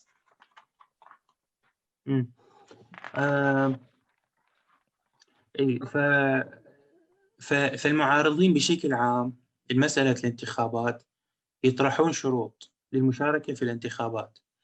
يعني أهم هاي الشروط 6 شروط للمشاركة في الانتخابات أو الثورة من أجل إسقاط النظام. الشروط هي يعني أولاً إنهاء الميليشيات وإيقاف اغتيال الناشطين. 2 إشراف ومراقبة الانتخابات عن طريق خبراء مختصين على كل الصناديق الانتخابية. 3 ضرورة وجود قانون أحزاب مدني يوضح كيف يمكن تشكيل حزب بشكل صحيح بشكل علماني حسب المعايير الدولية. 4 هو قانون انتخابات عادل. قانون انتخابات عادل لا يوجد في العراق يعني. 5 يعني توضيح آلية العد والفرز وإعلان النتائج خلال يومين. 6 منح الأموال الانتخابية والدعاية الإعلامية لجميع الأحزاب بالتساوي سواء كانت ناشئة أو كانت بالدولة، يعني تحقيق هاي المساواة بيناتهم. يعني كل هاي الشروط بالحقيقة، كل هاي الشروط هي ما يمكن تحقيق واحد من عندها بالعراق. فكيف يمكن يعني للديمقراطية أن تنجح بالعراق؟ كيف يمكن أن يشاركون الناس ويسوون أحزاب وتكون فعلا عملية انتخابات حقيقية بالعراق؟ Okay, you can translate if you want. بتمنى إنه يمكن بس okay. So the oppositions think that engaging in the elections or being part of the elections would only be or would only make sense if they would meet certain requirements, such as the power of the militias needs to be in the country needs to be restricted. The polls need to be watched during the voting process by people who are not affiliated with the government. The laws for political parties and the laws for elections need to be changed. The process of counting the votes needs to be transparent, and the outcome has to be announced within 2 days, and it has to be a fair process for all parties to participate in. And since they assume that none of these needs will be met, or none of these requirements would be met, this wouldn't be any kind of democratic election. So it doesn't make sense to participate. in them. Can I just another reminder? I know because we also have our translation, but just can you give us another short answer so we can go to the questions because we have many questions. Please, a short ending. About what question? Because I finished my my answer about the election. I explained the talk about the elections from the protesters. If you want, I can just end my talk generally. Can I, or later? Yes, sure. End it maybe another 2 sentences about your future expectations, how you think it's going on now, and then we can go to the. يعني بالنهاية احنا نحب نختم بأنه بوجود الانتخابات أو عدم وجود الانتخابات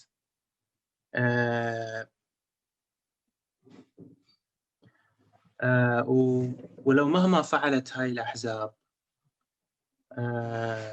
وقتلت ودمرت، هاي الانتفاضة راح تستمر، وهاي الانتفاضة القادمة راح تكون حقيقة بأرض الواقع. وإحنا بالنسبة لنا إحنا راح نواصل نضالنا وراح نواصل تنظيمنا،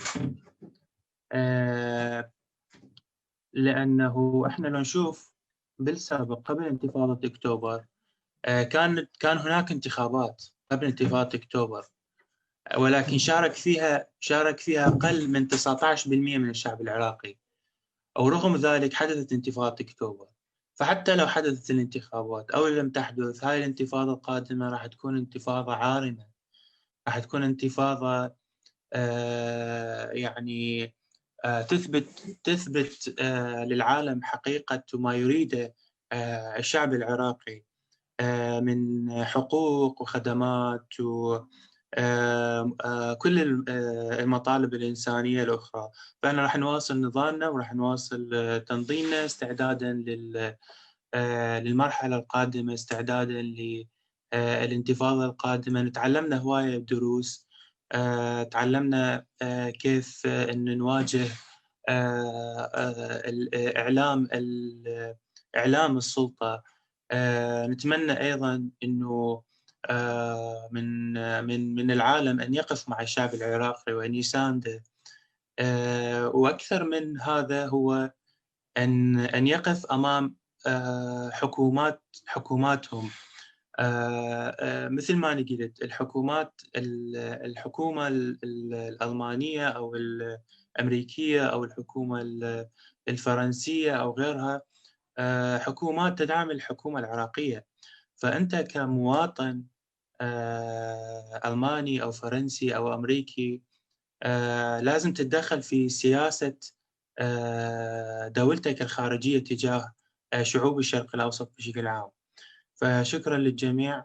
أنا جدا سعيد أنه بجميع من حضر. شكرا ليزي، وشكرا شلوبا، شكرا للديس أورينت، شكرا لجميع من حضر واستمع لنا. شكرا جزيلا.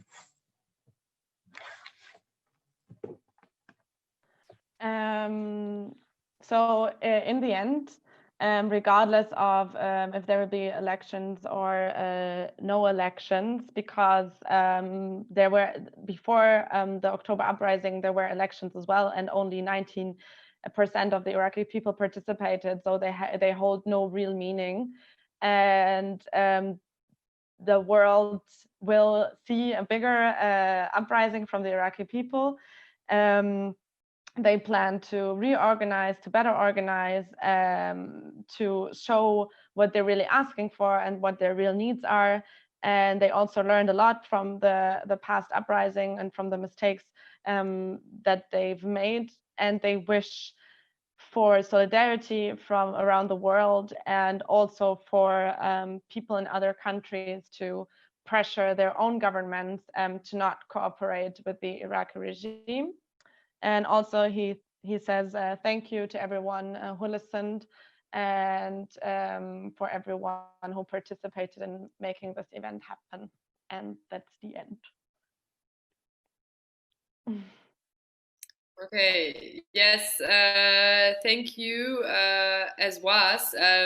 And thank you, Lissy, also for translating on this platform. It's kind of the first time that we're doing this co-organizing thing, so I hope you liked it so far and you could follow us. And I know it's a bit late, but let's get to the very interesting questions that we have now. And since you ended on solidarity from people, we have quite some questions on solidarity. So maybe I will ask those questions first. We have Mauri on Facebook. Hello, Maurizio. Hello. You are asking about international solidarity, and he is saying, how did you experience solidarity from other social protests in the MENA region, in Algeria, in Sudan, and in Lebanon?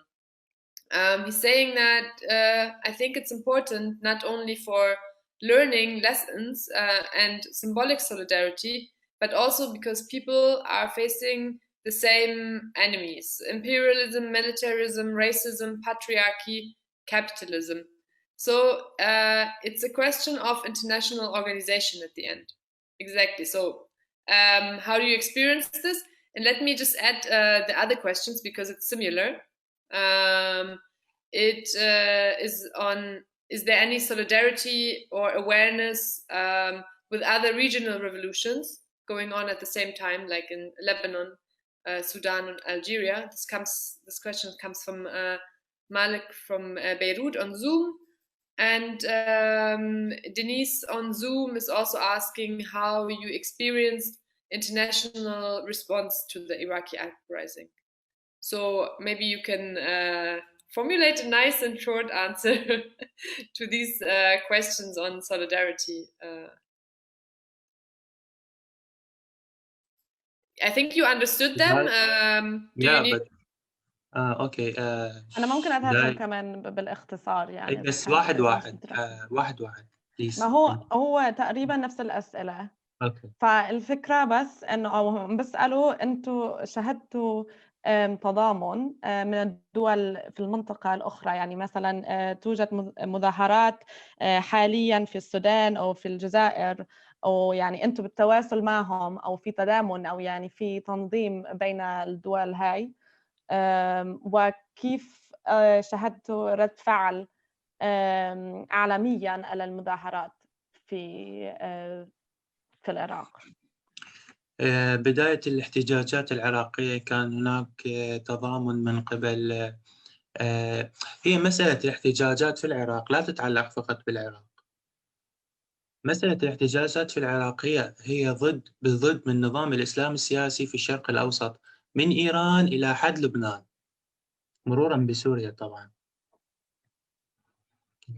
فبالتأكيد لما نصير احتجاجات في العراق الشعب اللبناني طلع بعد الاحتجاجات في العراق، تأثر بالاحتجاجات في العراق.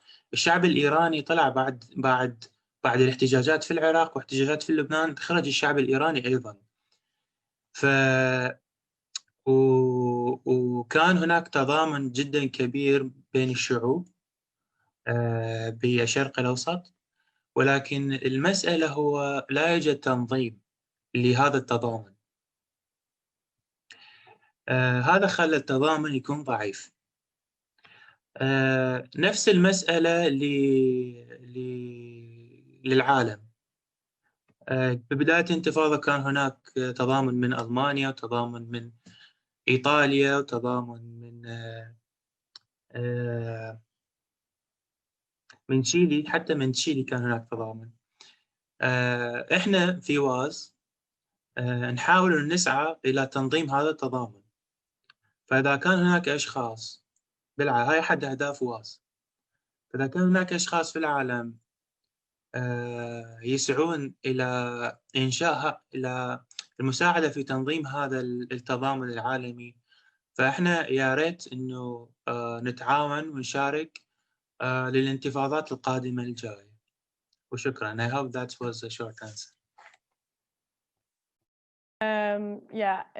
Also people said in the questions that the problems are similar. So he's saying as well, everywhere in the Middle East region, they have a similar problem. And one among them is fighting a system of political Islam.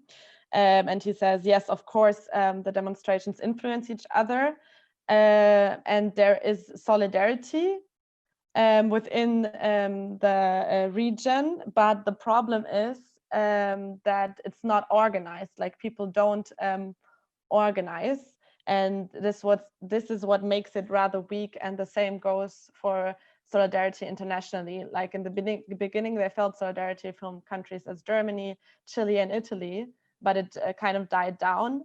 And W.A.S is trying to organize this sense of solidarity, to make use of it. And if people want to get in touch with them and participate in organizing this, they would be very happy. I'd like to do that. Maybe afterwards we can figure something out. Very great. Yeah, we're so happy that this brought you together. Yeah, anyone who is interested, please write to us, or you can write directly to us. I think we've put the links in the comment section. Should I write to the Facebook page? Yeah, you can write to the Facebook page, yes. Yes, of course, you can write to our Facebook or to our website. We will put our website later or here on Zoom, and everybody can leave a message for us and in contact. And yeah, please, thank you. Great, thank you. Thank you. Okay, let's get to some more questions. We had Chris who was asking on Zoom about the communist, the Iraqi Communist Party or the Worker Communist Party, if they played a role in the Iraqi October Rising. If yes, what do you think of the role that they have played? And let me add a similar question also from Rachel on Zoom. She is asking about the role of the unions in Iraq. Is there a big labor movement? Do they have much power? And yeah, so maybe about, I think, labor unions and the parties might be similar contexts. So what is your take on this?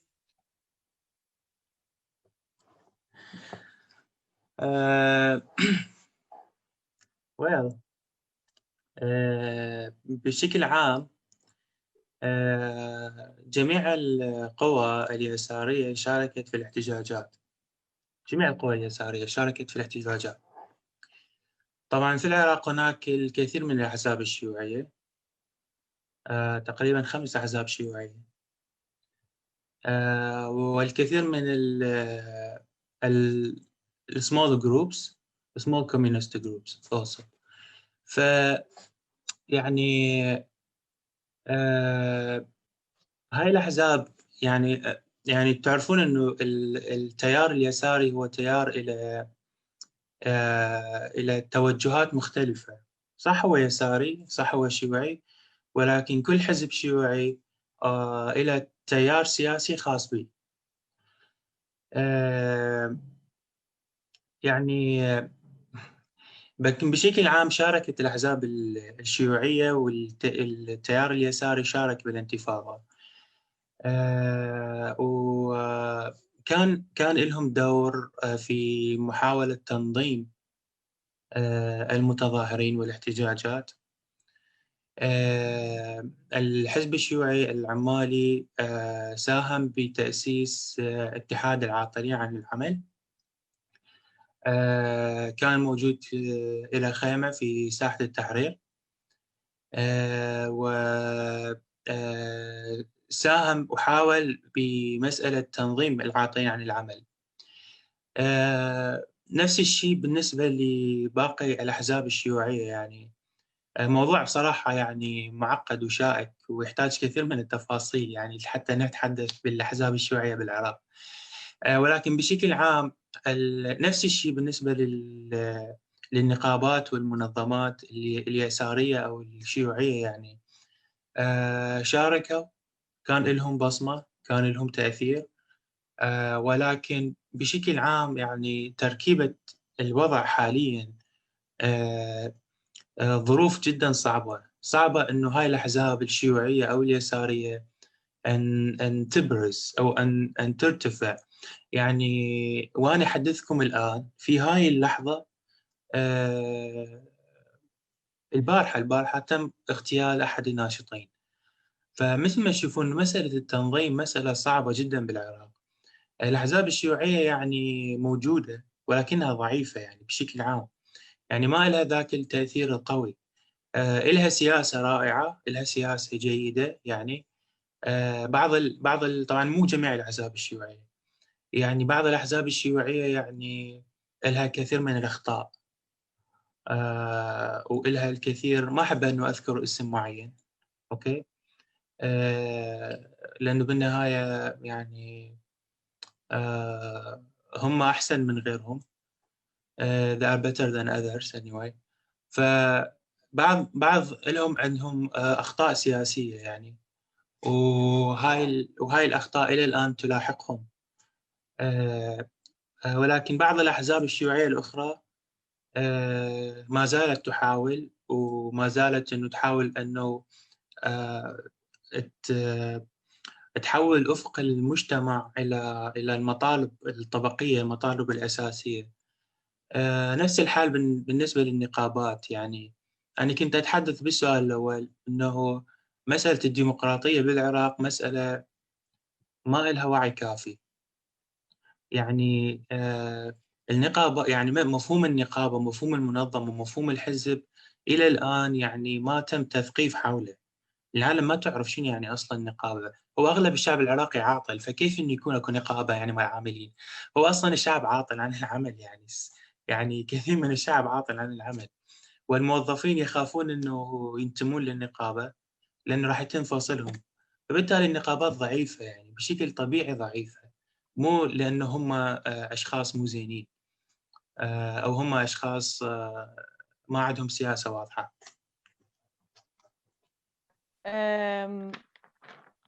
راح أحاول أن أختصر الإشي شوي بعد إذنك.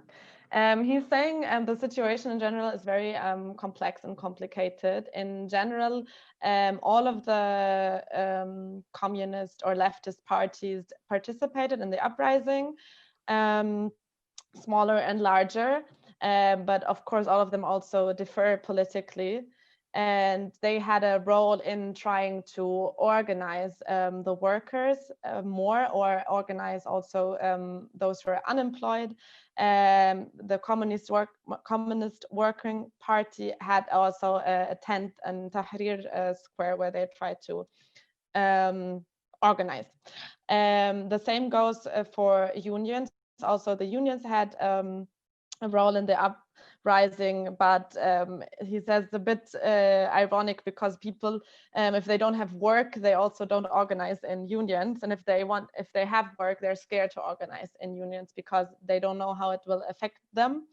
And also, as he said before, democracy and this kind of organizing in unions and in groups and in parties is still not very well known to the Iraqi people. And so it's difficult for them to gain in power and to gain in strength for the unions and the parties. Of course, because also members are persecuted. And as he said yesterday, one union member was killed. So even if some of them have good political viewpoints, not all of them, here he said he won't mention specific names because they're still better than what everyone else is doing. But yeah, they are weak, and it's difficult for them to gain in strength. Okay, thank you for that. Yeah, it's a huge topic. I think we could do a whole event on the leftist parties and movements and their relation to the uprising. I'm hoping for a short answer on the following question by Kirsten on Zoom. She was asking about some politicians, Sadr, for example, claim to stand with the protesters. What do you think about that with protestors, and what do you think about the role of the Hashd al-Sha'bi? The Hashd al-Sha'bi, for others, is one of the large militias in Iraq, and it's called Popular Mobilization Front. يعني بصراحة ما أقدر أعطي معلومات كثيرة حول الموضوع. ممكن بشكل شخصي مع أي شخص يحب ممكن أعطي معلومات أكثر لأسباب أمنية يعني. ولكن بشكل عام هذا الكلام مقتدى الصدر لم يدعم الاحتجاجات أبدا في حياته يعني، لأنه هو جزء من السلطة، جزء أساسي يمثل نسبة كبيرة من المقاعد البرلمانية والوزارات، وعنده أكبر ميليشيا أيضا بالعراق. ف يعني مستحيل أنه يدعم تظاهرات ضد السلطة، لأنه هو جزء من السلطة. وزارة الكهرباء كانت عند التيار الصدري، وزارة الصحة عند التيار الصدري، وكما تلاحظون إحنا الآن بدون كهرباء وبدون إنترنت وبدون صحة. فكيف هو يدعم مظاهرات خرجت من أجل صحة وتعليم وحقوق وكهرباء وفرص عمل؟ هو أيضا هو أيضا كان لديه وزارة الصناعة ووزارة الزراعة، وكما تشاهدون العراق بدون زراعة وبدون صناعة. فكيف هو يدعم احتجاجات هي بالأساس ضد مقتدى، يعني ضد النظام، بمعنى ضد مقتدى بشكل أو بآخر. Okay. So Sami is saying that there's not too much information that he can give for security reasons, but he says Muqtada al-Sadr was not involved in the uprisings, and he says it doesn't make sense for him to support the uprisings since he is part of the system, he's part of the regime. He and his political affiliates, they hold several ministries that are supposed to provide what the people are asking for, and are obviously failing at providing it.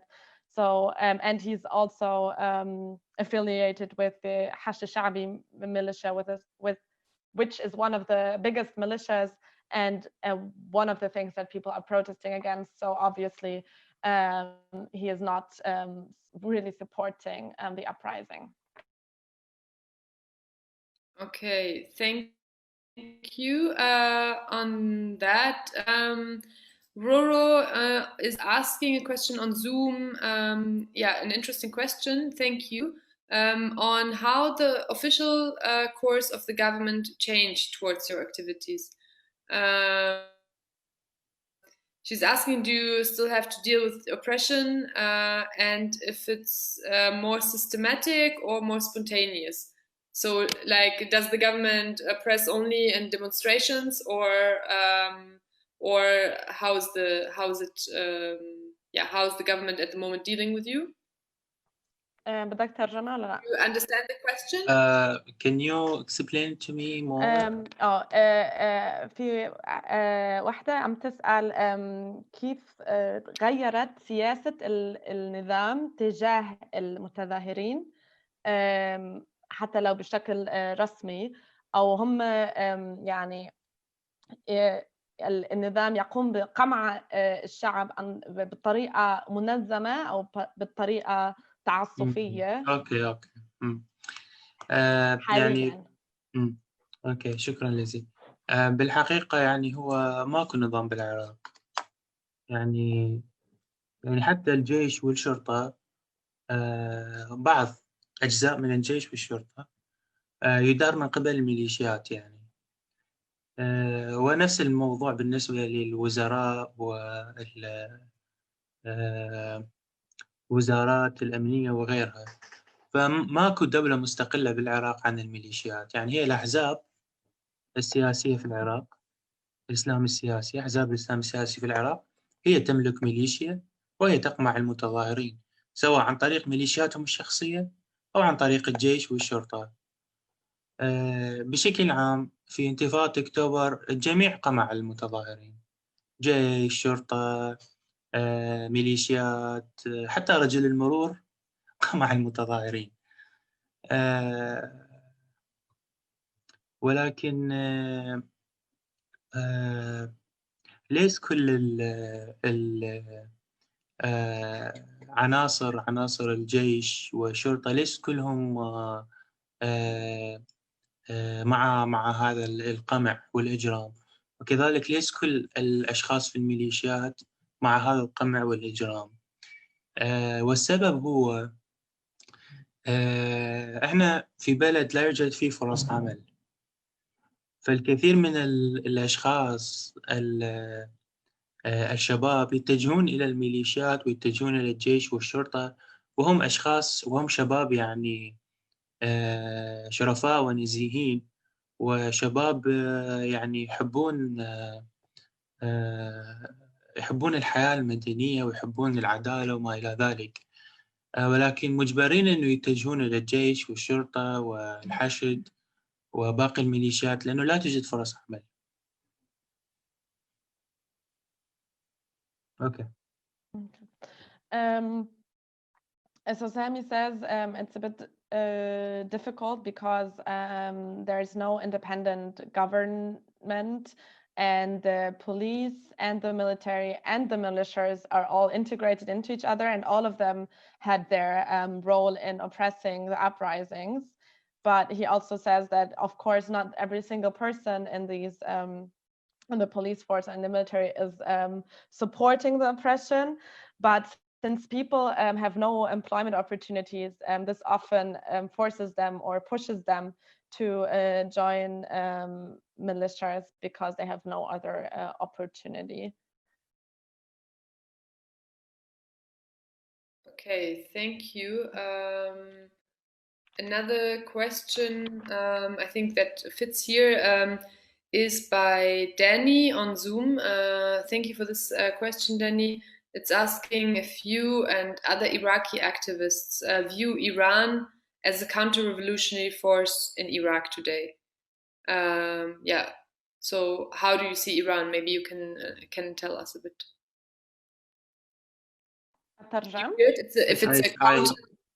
If it's a counter-revolutionary force in Iraq today. Lizzie, can you translate because I can't hear Shluba very well. Oh, okay. كيف أنتم بتشوفوا نفوذ إيران أو إيران يلعب دور بقمع الثورة أم لا؟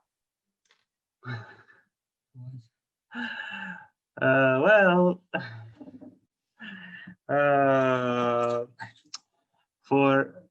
for this very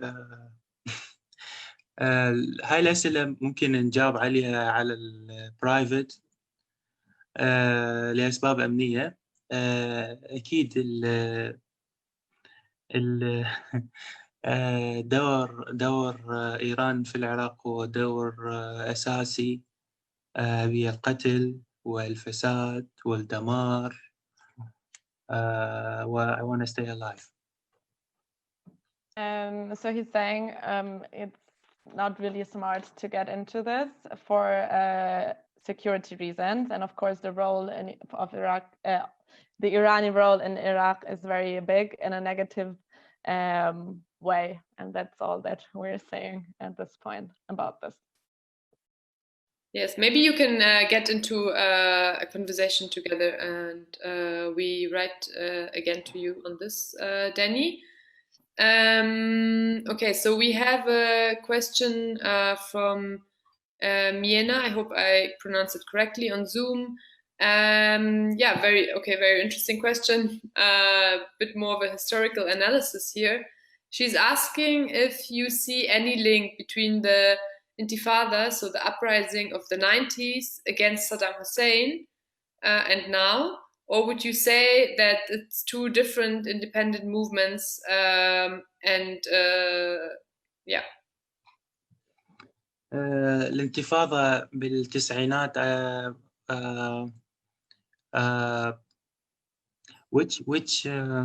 which uprising exactly, because there is like a lot, but I think there is a specific one, famous specific one. احنا اعتقد مختلفة تماما، مختلفة جذريا. انتفاضة أكتوبر بالعراق انتفاضة لأول مرة تحمل مطالب تاريخية ما حدثت أبدا بتاريخ العراق، لأنه انتفاضة تحدثت عن العلمانية بالدرجة الأساس، تحدثت بالجندر إيكواليتي، تحدثت بالعدالة الاجتماعية من المفهوم اليساري وليس من المفهوم الليبرالي. الانتفاضة يعني كانت راديكالية إلى درجة جدا جدا جدا كبيرة. والانتفاضة ما خرجت على شخص، انتفاضة أكتوبر ما خرجت على شخص، خرجت على تاريخ كامل، يعني خرجت على نظام كامل بالعراق، ليس فقط على الإسلام السياسي، وإنما يعني الجيل الحالي جيل يعني جيل واعي ضد الدكتاتورية، ضد الإسلام السياسي، ضد التخلف، ضد الرجعية. انتفاضة تشرين. Are you following me? Can you? Okay. انتفاضة تشرين أيضا خرج ضد العادات والتقاليد العشائرية، الكوستمز والترايبال، العادات والتقاليد العشائرية. أيضا هذا ما صار قبل بتاريخ العراق. يعني الانتفاضات السابقة كانت بمشاركة رجال دين، هاي خصوصا اللي بالتسعين كانت بمشاركة رجال دين، بمشاركة عشائر، كانت وطنية نوعا ما. ولكن انتفاضة تشرين كانت راديكالية، كانت ضد مفاهيم العشائرية، ضد المفاهيم الجندرية الخاطئة، تحدثت بالمساواة لأول مرة، بالعلمانية لأول مرة. فما أشوف أي ترابط بين أي انتفاضة سابقا حدثت في العراق وانتفاضة تشرين يعني. So Sami is saying that he thinks that this revolution is radically different from any revolution in Iraqi history. For the first time, people are asking for a secular government. They're asking for radical things like gender equality and social justice, not in the liberal understanding, but in the actual understanding of what social justice means for people. It's against an entire regime, and also the history. The new generation that is participating are against conservatism, against traditional values and customs, against the power of what is kind of not very well translated, but for lack of a better word, called the influence of the tribes. So the large family tribes and their influence. And in the 1990s, these tribes were participating in the protests, and religious leaders and religious organizations were participating in the protests. And this is not what this revolution is about. Thank you. We are going to take one last question. Since we are running out of time, it's thank you for bearing with us. It's 2 hours now, and the topic's interesting, of course. We have one question from someone in Italy. It's two, but I'm going to take one of the questions, asking that he read that, or she, that young people are now setting up parties in order to take part in the elections next year. So as an alternative to the existing parties. What do you think about that?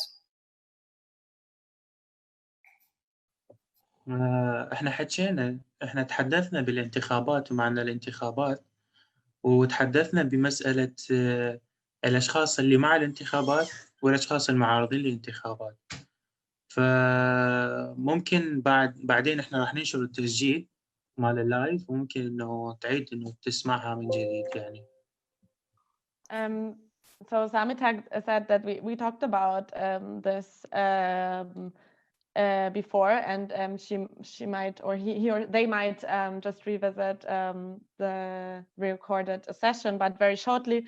They think young people forming parties to participate in the elections makes no sense at all, because the elections are manipulated, and it doesn't mean they will gain any power. Yeah, exactly. I think you summed it up. The general idea of W.A.S is kind of that the not really taking the elections very serious. I mean, I think you said it's more of a political game to divert attention from the revolution. Yeah, so thank you for all your questions and for this very interesting discussion. There's maybe one more question that is for you, Lissy, and maybe you can write the answer into the chat box. Denise is asking you how long you learned Arabic language. I think she's impressed by your skills, as we are. Thank you, Lissy, for the translation.